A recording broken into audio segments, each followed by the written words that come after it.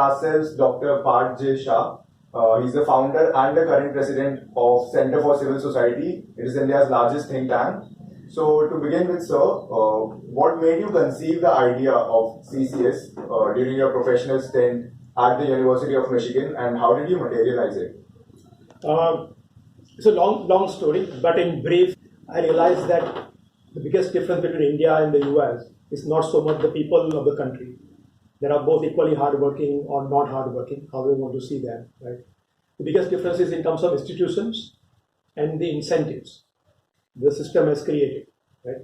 And that is why you see that most of the talented people around the world want to go to US and work there, right? Not so much to come to other parts of the world. Right? And I thought that if we really want India to do well, right, we would have to understand how to set up better institutions, right, and how to design regulatory system that becomes compatible with incentives. Right? So if you're able to somehow manage this, then I thought India could be as prosperous as any other country in the world, right? Or be able to live a meaningful life that we think is right for us by our own cultural standards. Right? So prosperity doesn't have to be in terms of Western standards. We can have our own standards of what we consider to be prosperous country or prosperous life, right? And a meaningful life. All of that would be possible if we have right institutions and right incentives. Right? And the purpose behind CCS was precisely to work towards that end. Right? So how do we build such institutions and incentives into the Indian system? Right? That was my key driver of the Center for Civil Society. What do you think that, what's the way that the think tanks in India can solve the problems that India is facing at this point of time? The role of think tanks in most countries, right, whether US or UK, is largely focused on policy ideas. The one big job of think tanks is to generate policy ideas, right? Test them, if possible, within the local environment, right? And revalidate them by global experience, right? So I generate ideas, I look around the world to see where these ideas have been implemented, if there are, right? What has been learning from those experiences around the world? How can I customize, adapt that idea to the Indian local context, right? Actually, I would say even not Indian context, because that itself is so diverse, right? It would have to be even further narrower to the state or even local level that you have to adapt the idea to. Right? So that's largely the role for a think tank, right? Which is our research role. Second component is that once you have gathered these ideas and once you believe in your own heart that this is a good idea for India, right? Then you want to advocate that idea to the larger public, right? And particularly to the policy makers. Right? And that's the advocacy role of a think tank, right? So research and advocacy are the two pillars of a think tank work. And that's exactly what needs to be done also in India. So the next question, from 1947 to 2019, what according to you has been the driving force that has put India on the path of development, and what factor in future would prove as a catalyst for India to become a superpower by, let's say, 2030, 2040? So my sort of experience and research tells me that countries do well when the citizens of the country enjoy higher degrees of freedom. Right? So ultimately, anything the country achieves is achieved not by country, because there is no such entity in that sense. Right? It's achieved by the people living in the country. Right? Whether they are individuals, whether they are non-profit organizations, whether they are corporates and for-profit organizations, right? So ultimately, they are all driven by people who are living in that culture, in that society, right? So that's the achievement we want to have. So the more freedom we provide them, right, the better the regulatory system that we have, which is incentive compatible, right? And our robust institutions, like say judicial system, the policing system, right, which has to be very robust in terms of providing the basic safety, security, enforcement of contracts, right? All the basic things that need to be done to have a sort of cooperative society, right? And that's what I would suggest is the sort of key focus for the work that needs to be done. Okay. Sir, in 2014, CCS, in collaboration with two more organizations, it made a list of the laws that need to be repealed in India. So in one of your articles, you mentioned that India severely lags behind in the ease of doing business rankings due to such constraining regulations that are prevalent in our economy. However, in the last 5 years under the Modi regime, India has made a galloping jump from being ranked at 134th to 77th today. So, what do you think? Has the government been able to improve the business environment in India, given the fact that the total number of laws that were repealed in these 5 years is almost equal to the total number of laws that were repealed by all the governments combined during their rule from 1947 to 2014? I think there are two separate issues that you are raising. One is about repeal law project. Yeah. That was done separately, right? And the impact of that project and what government has done to repeal some of these laws. Yeah. Right? And the second issue is about ease of doing business. And then India's ranking in that World Bank index, and what lies behind that ranking and the improvement in the ranking that we have seen in the last, say, 3 to 4 years. Right? On the first issue of repeal law project, the idea was rather simple. There are many laws which exist on our books which are completely irrelevant, outdated, right? Nothing would change if you completely remove those laws. Right? So the idea was to let's make a list of those laws and argue for repeal of those laws. Right? There won't be much counter argument at all against that. Because one part of the project was focused on just outdated, ancient laws. Right? Second part was focused on laws which do have impact today, right? But they are very anti-freedom, you would put it that way, right? One example I would use is in terms of individual freedom, either personal or economic or social freedom, right? Laws which are restricting that freedom. We basically build an argument why this will also be repealed. Now, there are many laws which cannot be repealed completely, right? They need to be amended. So we have not talked about that part yet. So our focus in the repeal law project has been remove the laws which can be repealed completely, right?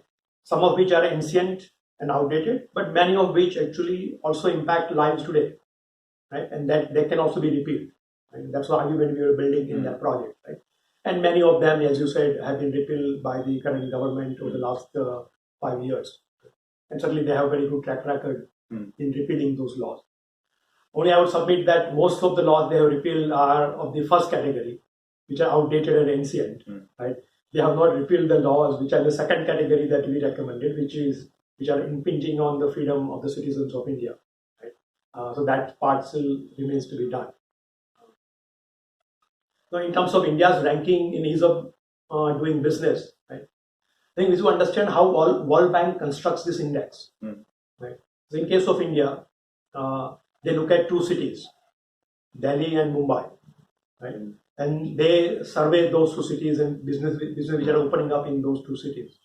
And that's how they then construct an index comparing India with the rest of the countries, right? In most countries, they look at one or two cities like this. This is the capital city of the country that they investigate, right?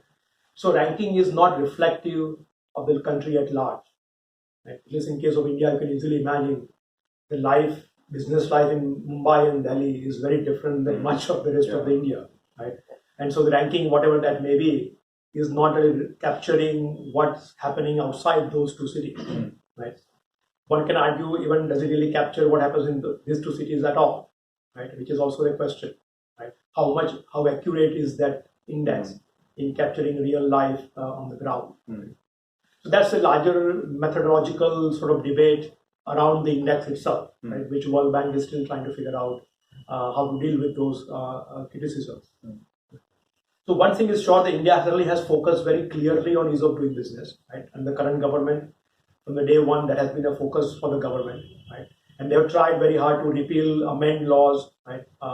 So the work that we have done also has been received very favorably by the government, right? For example, minimum capital requirement. So if you were to start a business in India, you have to put some minimal capital before you can start a business, right? You are starting a very small business which doesn't even require that kind of capital. Right? Why would you force the person to have capital in hand to start a business, which makes no sense in a poor country like India, right? So we lobbied hard against that requirement, and government actually repealed the requirement quite promptly. So many of these changes are happening.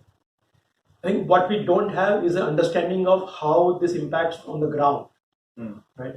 We don't yet have a survey that captures the real experience of business people around the country, or even in Bombay and Delhi, for that matter. Right?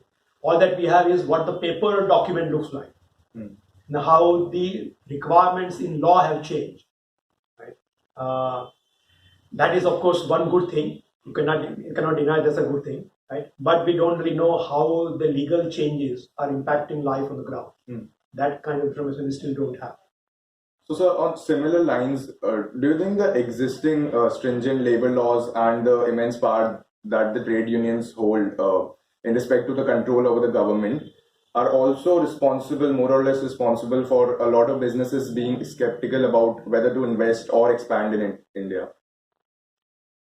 I think when I came back to India, looking at the labor laws, I have a very similar view. Labor laws are very outdated, very stringent, quite anti-business, right? Over the years, with my experience in other Western countries, particularly European countries, right, I see that having a strong labor union is not necessarily an anti-business thing. Right?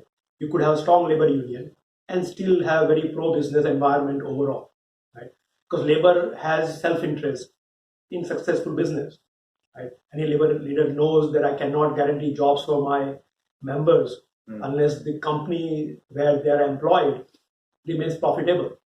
Right? The company doesn't remain profitable, there's just no way I can force companies to stay open. Right? We did try to do that in India, as we know, in the past. It has been a disaster even for the labor, not just for the capitalists, but even for the labor. Right? So I think having a strong union is not necessarily anti-business. So what we need to figure out is how can we match both together? So how can we, in a sense, I don't want to say educate, but maybe that's the right word, labor union leaders, right, to understand the reality of the global market, right, and not really get stuck in the past Marxist nostrums, right, about exploitation of the labor and all of that, right. And to understand that this is a joint effort, right. You need capital, you need labor, you need entrepreneurship, right, as we very well understand in basic economics. You need all those factors of production working together, right. Only then you can have successful business, right? Only then you can have job guarantees. Only then you can have rising wages, right? All of that is dependent on making that business function well, right?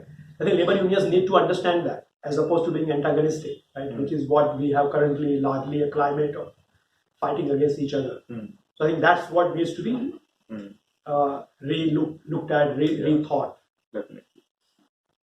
Sir, CCS runs a school choice campaign and another campaign that is iPolicy for school children and young leaders.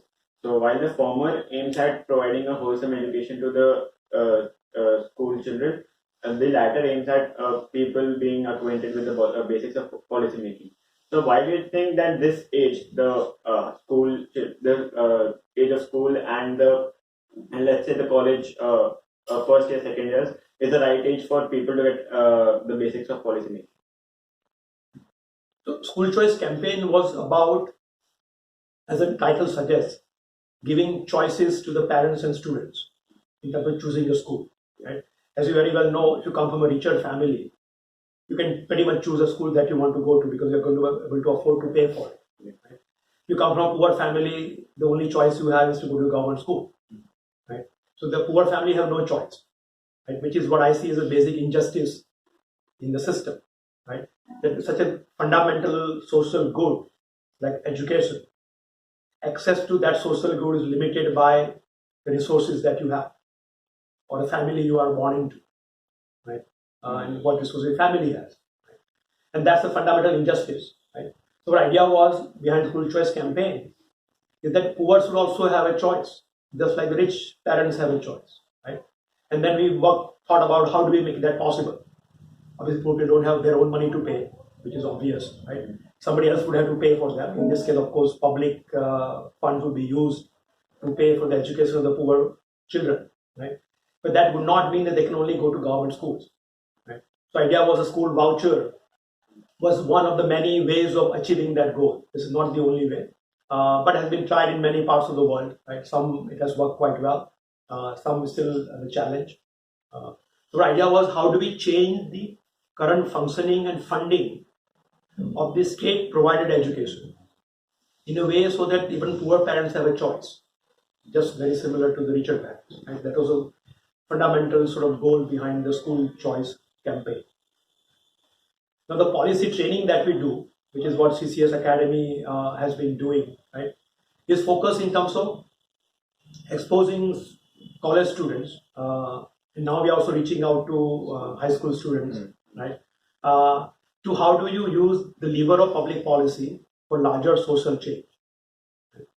So actually, my idea has been that when I was growing up, when I asked people, including my say teachers or professors, what should I be doing to help the country? Right?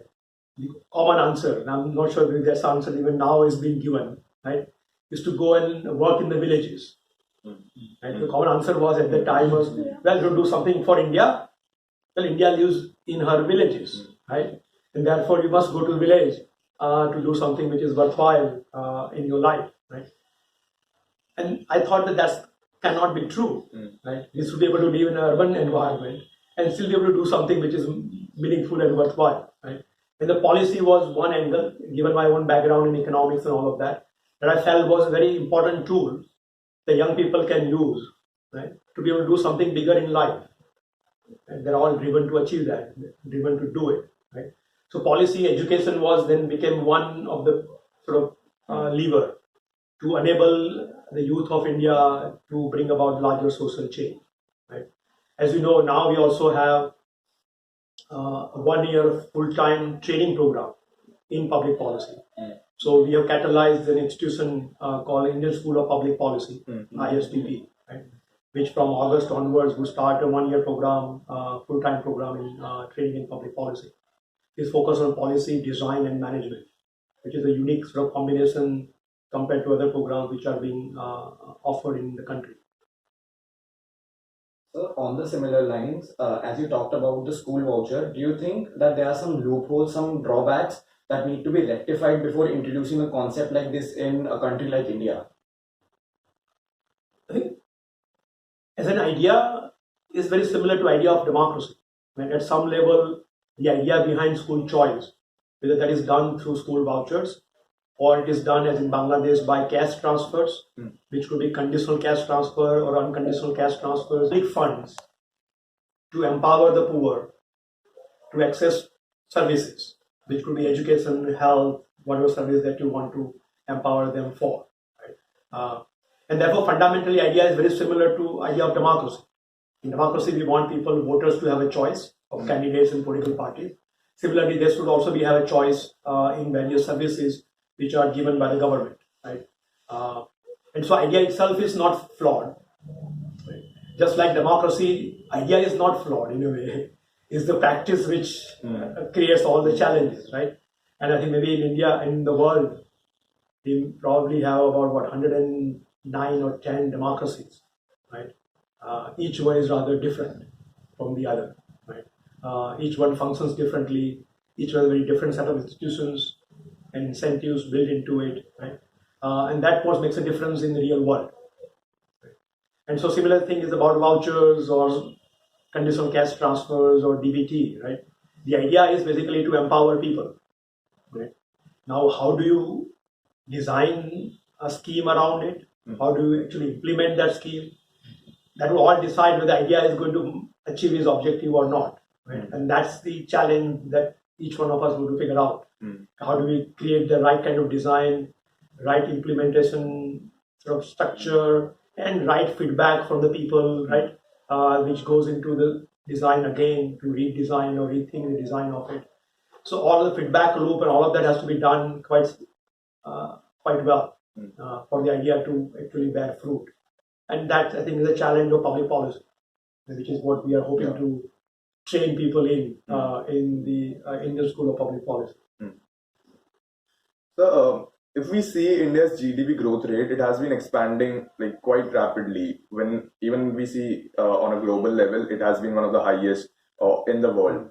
However, the unemployment rates, the income inequalities, the poverty rates, they are still very persistent in our country. So, what do you think the public policies should primarily focus on to eradicate such issues from the Indian economy? I think fundamental sort of principle or premise that I use is the degree of freedom the people enjoy in the country. Right? So my thesis has been that the higher the degree of freedom, the better the people are. Better in terms of material sense, also better in terms of spiritual or emotional sense. Right? You can apply better in many contexts. Right? Usually in economics we talk about material prosperity or betterment, right? But it could be in any other dimension. So the question we have to ask is that why are some people in India have higher degree of freedom than others? Why is there unequal distribution of freedom? Right? Which in my mind leads to unequal distribution of resources and also of income and wealth. Right? So to me, those two are quite interlinked. Right? And if you want to test this, you can see which sectors of the Indian economy are doing well and which sectors are not doing so well. And that's one way to ask that question, right? And you find the sectors which are doing well, people who work in those sectors obviously are also doing well, right? Sectors which are not doing well, and people who work in those sectors are also not doing so well, right? And that's a very good way to test the hypothesis, the degree of economic freedom related to degree of economic success, right? And I would argue that what we have done in last 25 years of liberalization and opening up, right? Sectors which were liberalized are, of course, doing quite well. People who work in those sectors are also doing quite well, right? You take telecom, finance, right? Banking, all of those areas, even airlines, right? All of those areas where we have seen dramatic liberalization, where we have globalized Indian economy, where we have forced our businesses to compete globally and not just take the Indian market for granted, which is what used to be the case of licensed Raj, right? We have seen tremendous benefits in terms of the people who work in the sector. Their salaries and benefits have increased, as well as benefit to consumers. They're getting much cheaper and better services from those areas, right? My banking today is very different experience than what used to be even say 10 years ago, right? Definitely. My telecom experience today is very different than what was earlier. My airline experience very different. Same is true in railways to some extent, right? So many of the areas where we have adopted this new approach, right, we are doing quite well. Which areas are not doing so well? So one, of course, clear target is agriculture, and the farmers are not doing so well. Second, I would argue the large informal sector in the urban areas is also not doing so well. Yes, they may be slightly better off than they were 25 years ago, but broadly they are at the same level that they were earlier. There's not much has changed for them. The third group that I would think are not doing so well are the tribals. People who are living in not urban areas, not even agriculture is their vocation, right? The third way of living life, which is largely forest dependent life, which is dependent on forest resources. And that group of people also are not doing that well, right? Now you ask yourself, what is common among all these three sectors? Agriculture, informal sector in urban areas, and the tribal economy, right? The common factor is that not much liberalization, not much reform has happened in these areas, right? Agriculture, unfortunately, has seen no reform at all. No reform. No law that applies to agriculture has been modified in 25 years, right? Some tinkering has happened, like APMC, right? But nothing fundamentally has changed for the farmers, right? They are living the same life, the same set of institutions, the same incentive structure that they had 25 years ago, right? And therefore, I think the sectors which have not been liberalized, which have not seen increasing degree of economic freedom, are the ones which are not doing so well, right? So while we talk about governance and growth going hand in hand, how important is it for us to factor in democracy as well at the same point of time? I think to me, both are in the same principle, right? So democracy is about choice to be given to the people to elect who would represent them, who would govern, right? In economics, the same thing. The choice given to people to decide which companies would succeed, which products would succeed, and which companies and products would fail, right? So if you look at fundamentally, open market economy and a sort of well-functioning democracy rely on very similar idea and the foundation, right? Both are about choices to be given to the people. Now, in some cases, we make right choices. Some cases, we don't make right choices, right? So, but you would not argue, for example, just because people make mistake, right, that you should take away the freedom they have in making choices, right?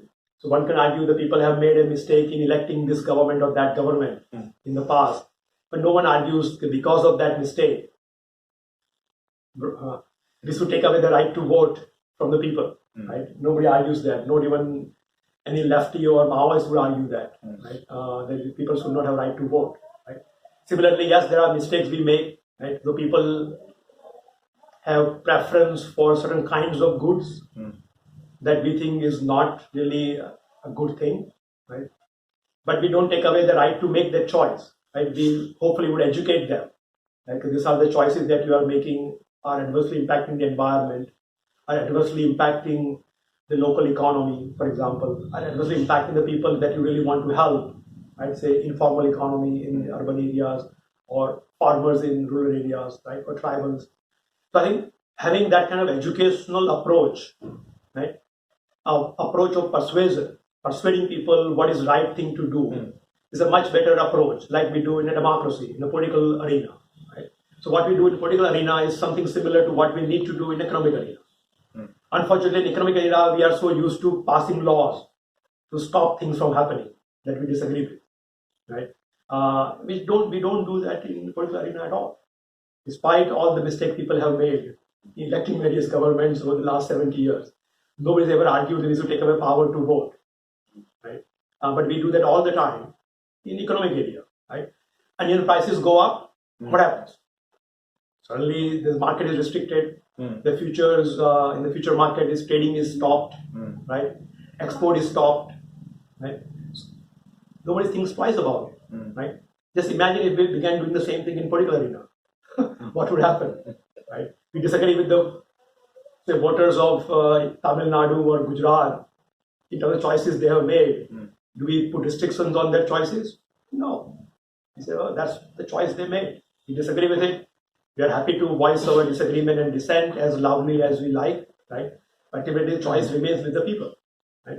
Same thing has to be true in the economic area. And my sort of key concern and sort of idea is to educate people about how both are similar. And in both cases, we have to respect the people's choices. Yes, we disagree with the choices which we think are bad. We must educate them about the consequences and help them make right choices. So, sir, there's this whole argument going around that China might be doing better than India because it does not have democracy in the first place. So, what would be your stance on that? No.